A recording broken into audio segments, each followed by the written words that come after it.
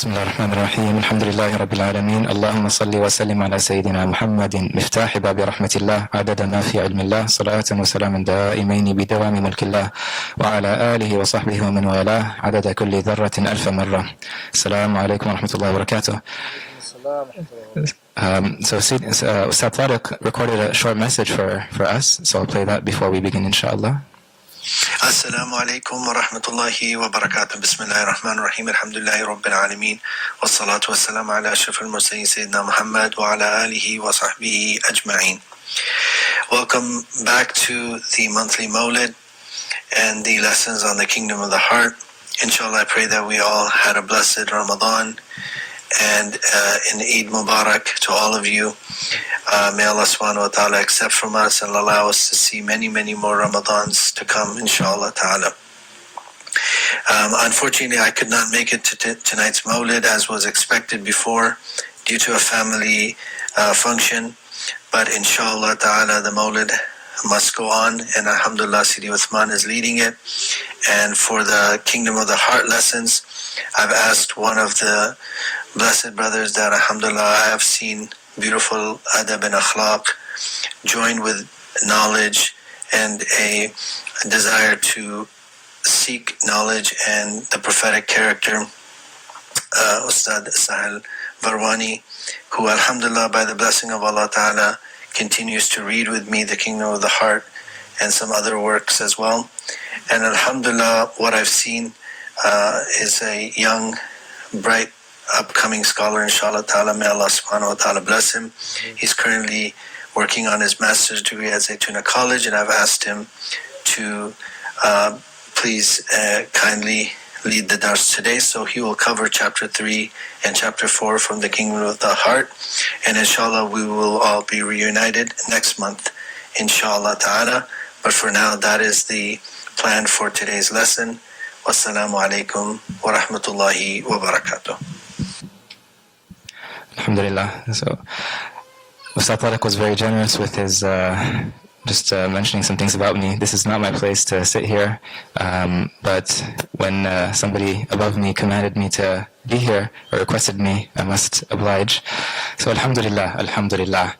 What a blessing it is to have such gatherings of knowledge and remembrance of Allah subhanahu wa ta'ala, dhikr and ma'rifah of Allah subhanahu wa ta'ala. And one of the biggest purposes of these gatherings is to attain the taqwa of Allah subhanahu wa ta'ala, to draw near to Him and to be more conscious of Him subhanahu wa ta'ala.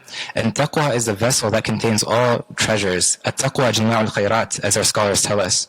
And the Prophet sallallahu alaihi wasallam, he told us that he pointed to his blessed heart, sallallahu alaihi wasallam, and he said, "At-taqwa hahuna, at-taqwa hahuna."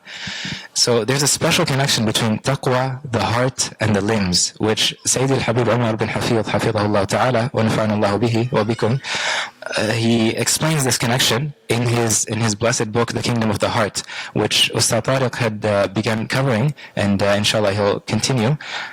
So Sayyid al-Habib Umar mentions this hadith that the Prophet ﷺ highlights, in which this hadith, the Prophet ﷺ highlights the connection between the heart and the limbs. The Prophet ﷺ says, أَلَا وَإِنَّ فِي الْجَسَدِ مُضْغَةً إِذَا صَلَحَتْ صَلَحَ الْجَسَدُ كُلُّهُ وَإِذَا فَسَدَتْ فَسَدَ الْجَسَدُ كُلُّهُ أَلَا وَهِيَ الْقَلْبُ أو كما قال عليه الصلاة والسلام. So the Prophet ﷺ tells us that verily within the body, within the human body, there's a piece of flesh. If it's sound, then the entire body is sound. But if it's corrupted, then the entire body is corrupted. And we ask Allah to protect us from that. And one of the fruits of taqwa that manifests in both this world and the next world is the ability to say La ilaha illallah. So Allah subhanahu wa ta'ala tells us, يُثَبِّتُ اللَّهُ الَّذِينَ آمَنُوا بِالْقَوْلِ الثَّابِتِ فِي الْحَيَاةِ الدُّنْيَا وَفِي الْآخِرَةِ وَيُضِلُّ اللَّهُ الظَّالِمِينَ وَيَفْعَلُ اللَّهُ مَا يَشَاءُ. So Allah subhanahu wa ta'ala tells us that He makes firm the believers with the firm word, al-qawl al-thabit, fi al-hayat al-dunya, in this life and in the akhirah, wa fi al-akhirah. And He lets those who do wrongdoing, who oppress themselves, He lets those people go astray, and Allah subhanahu wa ta'ala does whatever He wants. And so tonight's dose will cover chapters 3 and 4 of the text, The Kingdom of the Heart, insha'Allah ta'ala. And these chapters discuss the tongue and its effects, its implications at the level of the individual, at the level of the family, and at the level of society as well. So we might ask, why start with the tongue? Why does Sayyid al-Habib start with the tongue? So the speech that comes out of one's mouth indicates what's in their heart. The Arabs say, al-lisan tarjuman al-qalb. So the tongue is the dragoman, it's the translator of what's in the heart. So Allah subhanahu wa ta'ala has made it such that when one speaks, the motivation to speak comes from what's in the heart. And Imam al-Busiri rahimahullah ta'ala, who we know as the famous author of the Burda, which we love and recite, he also has another famous poem that's known as the Hamziyah. So in the Hamziyah, he mentions some of the characteristics of the Prophet sallallahu alaihi wasallam. So he says that فعله كله جميل وهل ينضح إلا بما حواه الإناء, that the Prophet sallallahu alaihi wasallam, his characteristics, his actions, all of his actions are beautiful. كله جميل. And then he asks a rhetorical question. وهل ينضح إلا بما حواه الإناء, does a vessel overflow with anything other than with what it contains? So because the Prophet ﷺ had the best of character, all of his actions that emanated from him, that came from him, they were the best of actions, ﷺ. And the converse applies as well. So good speech indicates a good heart, and evil speech or foul speech indicates a vicious heart. So as we'll see inshallah, Sayyid al-Habib Umar mentions some of the connections between these later in the chapter. So then the words that one utters, the speech that one says, that has an impact on the heart as well. So it goes both ways. One's speech comes from the heart and also impacts the heart. So this occurs with both acts of obedience and disobedience. And then Habib Umar mentions the relationship between acts of worship and speech, because they have a very deep relationship that because worship actually regulates our speech. And Sayyid al-Habib Umar mentions the example of prayer, because in the prayer we can't say anything to any created being. We can't speak, we can't address any being in creation, except there's one exception, and that's the Prophet ﷺ, because in order for a prayer to be complete, we must give salam to the Prophet ﷺ. At-tahiyyatu lillahi was-salawatu wat-tayyibat. As-salamu alayka ayyuhan nabiyyu wa rahmatullahi wa barakatuh. Peace be upon you, O Prophet, and the mercy of Allah and His blessings. So prayer thus regulates our speech. It prevents us from saying things that otherwise we would have not said, or otherwise might have said. And then Habib Umar gives the example of fasting as well. And this is very relevant to us because alhamdulillah, Allah subhanahu wa ta'ala just blessed us to get through Ramadan and alhamdulillah experience the blessings and the nafahat of Ramadan. So the Prophet sallallahu alaihi wasallam tells us in quite a scary hadith, مَنْ لَمْ يَدَعْ قول الزور والعمل به فليس لله حاجة في أن يدع طعامه أو شرابه كما قال عليه الصلاة والسلام. The Prophet ﷺ tells us that whoever doesn't leave قول الزور, so قول الزور, it has to do with any statement that contradicts the truth, or it's Allah subhanahu wa ta'ala prohibits us from saying. So whoever doesn't leave that type of speech, وَالْعَمَلَ بِهِ, and acting according to it, Allah subhanahu wa ta'ala has no need, absolutely no need for that person to leave off their food and drink. And this explains the relationship between the inward meaning of the fast, and that by extension other actions of worship, and also the outward form, because every action of worship, every act of worship has an inward meaning, a reality, the haqiqah of it, and it has the outward form, the surah. So both and the surah is more important than the the haqiqah is more important than the surah. So we have to focus on really making sure that our speech is regulated during the fast. So Sayyid al-Habib mentions that if fasting is not based on a firm foundation of taqwa stemming from the heart, then it does not inhibit the one fasting from false testimony, qawl al-zur. And then Habib Umar mentions an example of somebody who seems to have done something very good, one of the best actions in fact, going out in the path of Allah subhanahu wa ta'ala in order to preserve the deen. And so he was actually killed in battle, and another individual said, commenting on this person, that what good tidings for him? He's in paradise, right? But then the Prophet ﷺ says, how do you know that? Maybe he used to speak about what did not concern him. وَمَا يُدْرِيكَ لَعَلَّهُ كَانَ يَتَكَلَّمُ بِمَا لَا يَعْنِيهِ. Right? Maybe he would speak in matters that did not concern him. And the Prophet ﷺ gives us a universal principle. مِنْ حُسْنِ إِسْلَامِ الْمَرْءِ تَرْكُهُ مَا لَا يَعْنِيهِ. So from the good Islam of a person is for him to leave, for him to abandon and shun whatever does not concern him. So even if our actions on the outward, they appear to be very, very beautiful, if the reality is not, if the state of the heart is not sound, then the outward reality, it has little meaning, it has little benefit. And that's at the broader level, at the level of society. And then Sayyid al-Habib Umar mentions some of the dangers of not regulating our speech within the household. So he gives the example of the children and their parents. Because children, growing up, they might hear foul words or obscenities from their parents that then become embedded within them, within their heart, which is the most prized possession of a human being.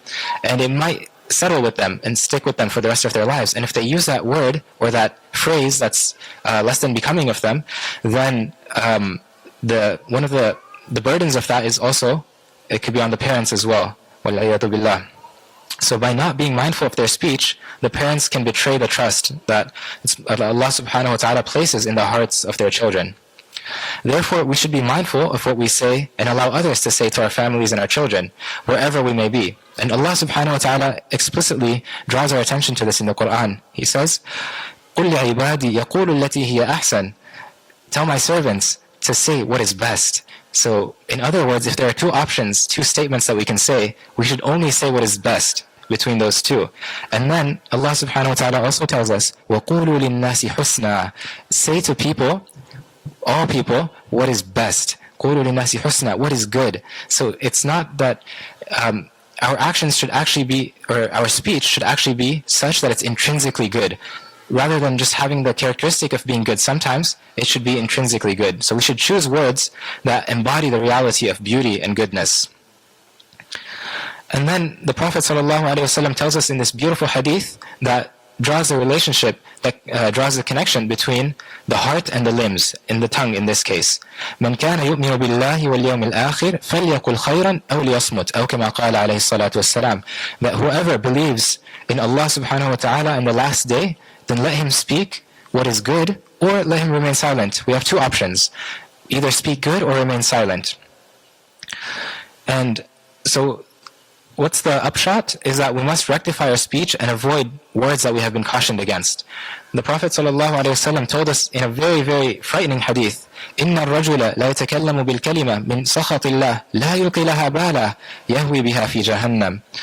So the Prophet ﷺ told us that a person might speak a word, not paying any attention to it, not thinking much of it, but that word, that statement, it incurs the displeasure of Allah, the wrath of Allah. And because of this statement, this person plunges into the hellfire. And we ask Allah for protection. And then in the next chapter, in chapter 4, Sayyid al-Habib Umar mentions some practical points that we can use for using our tongues in a way that helps us cultivate ourselves at the individual level, and our families, and then our societies. So recognizing the profound impact of speech on the heart, the people of tarbiyah, the people who are on this path of refining themselves, they raise their children upon dhikr, saying Bismillah in the name of Allah, for example, as soon as they can start speaking. And the purpose of this is to connect the very beginning of the child's speech to the light of being connected to Allah subhanahu wa ta'ala. And when a child grows up in this environment, inshallah they'll be brought up in a way that they'll be guarding their tongues, and they're careful to avoid foul speech. And this has many benefits. Some of these benefits are maintaining harmony among the family and avoiding discord. And then Habib Umar mentions some cures for how we can protect our tongues. One of these cures that he mentions is that we should envision the reckoning, standing in front of Allah subhanahu wa ta'ala. And on that day of judgment, when all of our actions, all of our speech, all of our statements will be laid bare, and they'll be, Allah subhanahu wa ta'ala will ask about each and every single action and every statement that we said. So one who prepares for that moment by regulating his speech, Allah subhanahu wa ta'ala will allow him to respond with the best of answers on that day, inshallah. And then another cure that Habib Umar mentions is that we should speak less, because whoever speaks abundantly about what does not concern him, مَا لَا يَعْنِيهِ, will make many errors, many mistakes. And whoever makes many mistakes will make plenty of sins. And whoever's sins are plenty, the fire has more right to him. وَالْعِيَاذُ بِاللَّهِ. And then Imam al-Mawardi mentions the thoughts of 4 kings on silence, which is related to this advice that Habib Umar gives us. So he mentions in one of his books that one of these kings said that the most meritorious knowledge of those who have knowledge is that of silence. The next king said, if I speak, I become the subject of my words, and am no longer their ruler. The third king said, I am more capable of defending myself for something I didn't say than that which I did say. And then the final king said, I have felt remorse over the words I spoke, but never have I regretted remaining silent. And the Prophet ﷺ also told us in a hadith, Man samata naja, whoever is silent is safe. Whoever is silent is safe. And speech has many many implications as well. And Allah subhanahu wa ta'ala draws our attention to this in Surah Qaf when He says, إِذْ يَتَلَقَّى الْمُتَلَقِّيَانِ عَنِ الْيَمِينِ وَعَنِ الشِّمَالِ قَعِيدٌ مَا يَلْفِظُ مِنْ قَوْلٍ إِلَّا لَدَيْهِ رَقِيبٌ عَتِيدٌ. That as the 2 recording angels note everything, one sitting to his right, one sitting to his left, not a single word does man utter, except that there is an ever-present watcher there, ready to record. So we must be careful of our speech, inshaAllah ta'ala. But on the other hand, there's also many fruits that result from our speech. So Habib Umar mentions that one of the benefits of speech is that we can acquire virtue through speech. And some examples of this is by reciting the Quran, reciting hadith, recounting the stories of the prophets, the messengers, and the righteous. And this gives us new insight and opens up our hearts, inshaAllah ta'ala, to the benefits that we can get from that. And then another benefit, another fruit, is that we can become people of dhikr. Allah subhanahu wa ta'ala tells us, وَالذَّاكِرِينَ اللَّهَ كَثِيرًا وَالذَّاكِرَاتِ أَعَدَّ اللَّهُ لَهُمْ مَغْفِرَةً وَأَجْرًا عَظِيمًا. That those who remember Allah abundantly, men and women, Allah subhanahu wa ta'ala has prepared forgiveness for them and a great reward. And so if we become people who make abundant dhikr of Allah subhanahu wa ta'ala with our tongues, we become dhakir. And then as our teacher, Ustadh Tariq mentions, is it better to be dhakir or madhkur? Because one who is dhakir, one who remembers Allah a lot, Allah subhanahu wa ta'ala then remembers him in himself, right? So we become dhakir and madhkur, inshaAllah ta'ala. And then Habib Umar closes these chapters with beautiful ad'iyah, with beautiful du'as that we'll read inshaAllah ta'ala and benefit from. So he says, O Allah, rectify our tongues. Allow us to use them in your remembrance and in saying that which benefits people. Protect us from words that lead to painful and unbearable punishment. Ya Maliku, Ya Khallaqu, Ya Rabbal Alameen. O Allah, make us steadfast upon the truth and in what we say, do and believe. O Allah, bless us in what we say and in what we refrain from saying. Make us steadfast upon what you are pleased with, so that you inspire us to say La ilaha illallah at the time of passing. Ya Hayyu Ya Qayyum. وصلى الله على المصطفى محمد وعلى آله وصحبه وسلم والحمد لله رب العالمين والعفو منكم.